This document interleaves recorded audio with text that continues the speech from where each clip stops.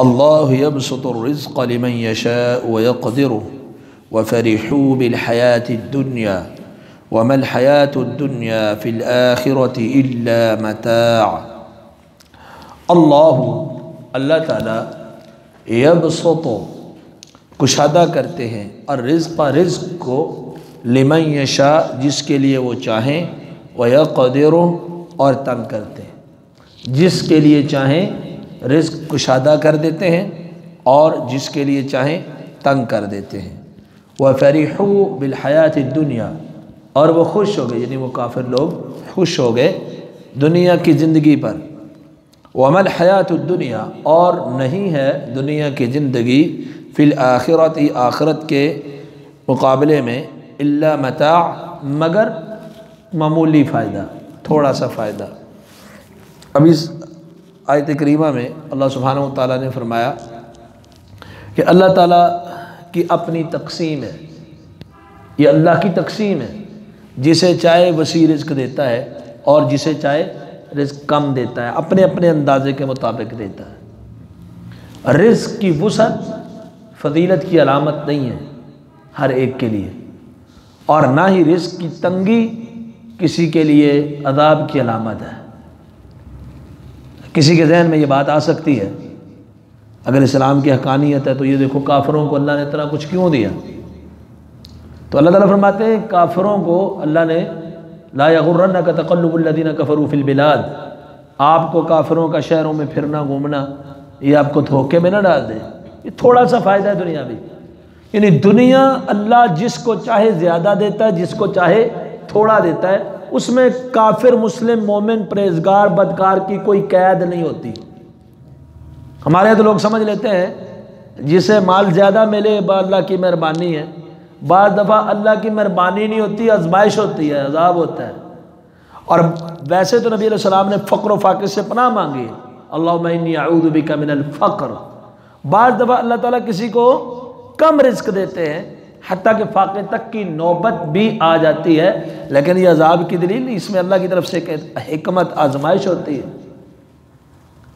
تو فرمایا کہ دنیا کے اندر اللہ تعالیٰ جسے چاہتا ہے رزق وسیع دے دیتا ہے، جسے چاہتا ہے تنگ کر دیتا ہے، یہ اللہ کی تقسیم ہے، اور اللہ کی تقسیم کے اوپر راضی ہونا چاہیے۔ ابراہیم علیہ السلام نے دعا کی، اے اللہ ان میں سے جو اہل ایمان ہے مکے کو امن والا بنا، اور ان میں سے جو اہل ایمان ہیں انہیں اپنی جناب سے رزق عطا فرما۔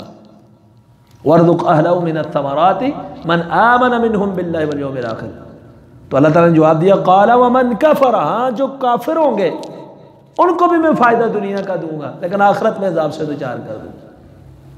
اور نبی کریم صلی اللہ علیہ وسلم نے فرمایا، امام احمد نے المسند کے اندر روایت کیا، اِذَا رَأَيْتَ اللَّهَ يُعْتِي عَبْدًا عَلَى مَعَاصِيهِ، جب تم دیکھو اللہ نافرمانیوں کے باوجود کسی کو دنیا دے رہا ہے، فَإِنَّمَا هُوَ اسْتِدْرَاج، تو یہ استدراج ہے، یعنی اللہ کی طرف سے ڈھیل ہے، اللہ اس کو مہلت دے رہے ہیں۔ جیسے قرآن مجید میں اللہ تعالیٰ نے فرمایا وَلَا يَحْسَبَنَّ الَّذِينَ كَفَرُوا أَنَّمَا نُمْلِي لَهُمْ خَيْرٌ لِأَنفُسِهِمْ إِنَّمَا نُمْلِي لَهُمْ لِيَزْدَادُوا إِثْمًا۔ کافر لوگ یہ نہ سمجھے کہ جو ہم ان کو ڈھیل دیے ہوئے ہیں یہ ان کے لیے بہتر ہوگی، بہتر نہیں ہوگی، یہ اس لیے ڈھیل ہے کہ اور زیادہ گناہ کرنے۔ تو بہرحال دنیا کا مال یہ اللہ کی تقسیم ہے، یہ اللہ کی مرضی ہے۔ اپنے مومن بندوں میں سے بعض کو اللہ بہت زیادہ دے دیتا ہے، بعض دفعہ کافروں کو بھی بہت زیادہ دے دیتا ہے، بعض دفعہ کسی کافر کو بھی رزق کی تنگی دیتا ہے، بعض دفعہ مومن کو بھی رزق کی تنگی دے دیتا ہے۔ یہ اللہ کی رضامندی یا ناراضگی کا سبب نہیں ہے یہ دنیا کا زیادہ یا کم ہونا۔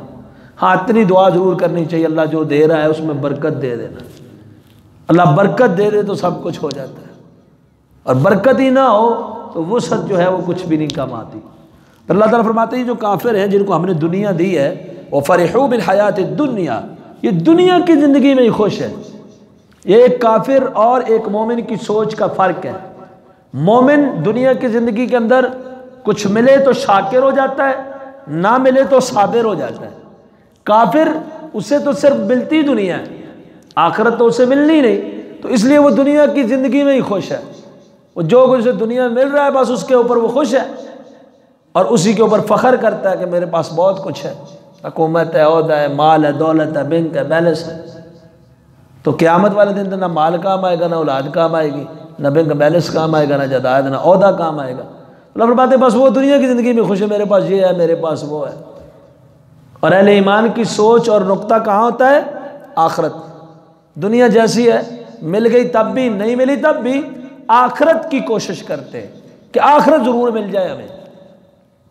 نبی کریم صلی اللہ علیہ وسلم ایک چٹائی کے اوپر لیٹے ہوئے، چٹائی کے نشان پڑ گئے آپ کے جسم مبارک پر۔ صحابہ نے کہا اللہ کے رسول آپ کے جسد اطہر کے اوپر نشان ہے چٹائی کے، آپ کہیں تو ہم آپ کے لیے بستر بنا دیتے ہیں۔ اللہ کے رسول صلی اللہ علیہ وسلم نے فرمایا میرا دنیا کے ساتھ کیا تعلق؟ میرا اور یہ دنیا کی مثال تو ایسے ہے جیسے ایک مسافر آیا، ایک درخت کے نیچے چھاؤں میں تھوڑی دیر آرام کیا، پھر اپنی منزل کی طرف نکل گیا۔ میرا دنیا کے ساتھ اتنا ہی ہے، دنیا میں ہم نے کیا بنانا ہے؟ اور یہ دنیا اتنی حقیر ہے، اللہ کے رسول صلی اللہ علیہ وسلم نے فرمایا کہ دنیا کی مثال آخرت کے مقابلے میں ایسی ہے، آخرت کے مقابلے میں جیسے تم میں سے کوئی آدمی سمندر میں انگلی ڈبو کر نکال لے، بما یرجع، وہ کون سی چیز لے کے آئے گی باہر؟ آپ اگر پانی کے اندر انگلی ڈبو دیں سمندر کے پانی میں، اور آپ پانی سے انگلی باہر نکالیں، آپ کی انگلی کے ساتھ کیا آئے گا؟ کوئی فائدہ دینے والی چیز آئے گی؟ سمندر کے مقابلے میں، سمندر کے مقابلے میں انگلی کے ساتھ لگا گیلا پن یہ کوئی چیز ہے؟ یہ آخرت کے مقابلے میں دنیا ہے۔ جس طرح ایک گیلی انگلی جس کے ساتھ اتنا پانی لگا جس سے انگلی کو گیلا کیا، نہ پیاس بجھا سکتی ہے نہ کچھ، اور ایک طرف سمندر، یہ سمندر کہ آپ کھیتوں کو لگا دیں، پی لیں، نہا لیں، رات دن بعد جو مرضی کریں وہ پانی پانی، اور ادھر ایک انگلی کے ساتھ لگی ہوئی ذرا سی تری۔ یہ دنیا اور آخرت کی آپس میں مقابلے کی مثال ہے۔ صحیح مسلم کے اندر حدیث ہے، اللہ کے رسول صلی اللہ علیہ وسلم جا رہے تھے، آپ نے صحابہ کو دیکھا کہ ایک بچہ پڑا ہوا تھا بکری کا ایک بچہ۔ آپ نے پوچھا اسے کون پسند کرتا ہے لے کے جانا؟ ایک درہم میں۔ کہا اللہ کے رسول اسے کون درہم میں لے کے جائے گا؟ مرا ہوا بچہ، مرا ہوا بکری کا مردار بچہ، اسے کون پسند کرتا ہے؟ آپ نے فرمایا اچھا کون ہے جو اس کو فری میں ہی لے جائے؟ کہا اللہ کے رسول یہ تو کسی نفع کا نہیں ہے، اسے فری میں کون لے کے جائے گا؟ فرمایا یہ مثال ہے دنیا کی زندگی کی آخرت کے مقابلے میں۔ جس طرح یہ مرا ہوا بکری کا بچہ نہ تمہارے کسی کھانے لائق ہے نہ کسی اور کام کے لائق ہے، اس طرح آخرت کے مقابلے میں دنیا کی یہ حیثیت ہے۔ جس طرح اس کی کوئی قدر و قیمت نہیں تمہارے ہاں کہ مفت بھی لے کے جانے کے لیے تیار نہیں ہو، آخرت کے مقابلے میں ساری دنیا بھی مفت بھی لے کے جانے کے لیے کوئی تیار نہیں ہوگا۔ تو وہی تو کافروں کا کام ہے، وہ فرحوا بالحیات الدنیا۔